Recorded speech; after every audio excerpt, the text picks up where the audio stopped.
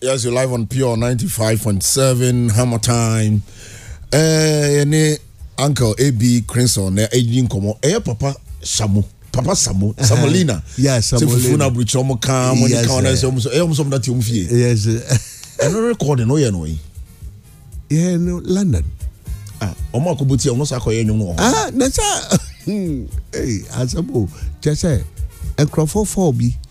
Mr. Safo and some people be now omunia dokno omunia doknia wo landa ho. Okay. Now in fact now womu make it pa. Okay. Because hey what landa now who di nkra kra na fanti dokon papa bia just about miss why no we did nti no go for now my very popular and Oba fire me say me koye recording my own after that more live shows and I me cover my madam for back with friend Bessa Simons the boy, you know. Yes.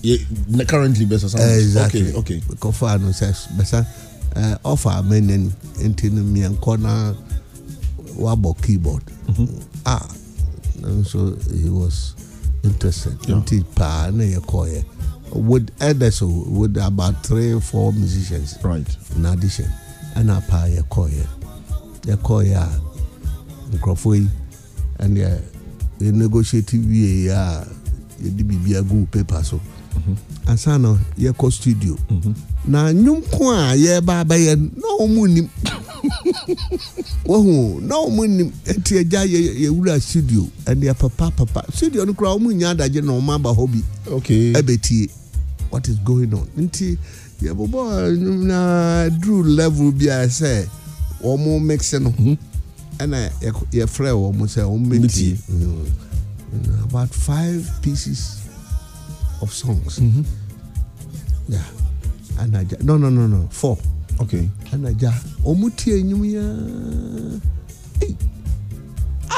na ba ko adwa ebi na dia ne ya o I don't know what say Papa Samo yenko ye krom ni awo beku na ti ya ebi no me dia me nyum we dia hwe ana nkafo no omo say Safo hwe ni o na nyum dia ya nyum nyum dia ya nyum sai enyum dia hwe ni o ma bia okeka wa ayimu asa yakofa ebi abasa o medidi ya ara ya ye wo krom ye nimyansa pa o yenimiyansa na Papa Samo kokro enti yehuru kan na chacha sa particular safo no o pull out. Okay, so no nyane me hwe on ye ibia o ana kafo no say jampa ujanyum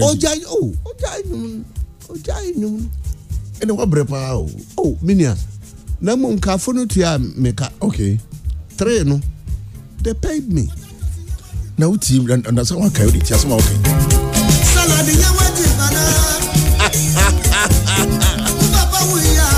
Where do we now? Now that's all Papa Uno and Crentsil in Krata. And that's a whole.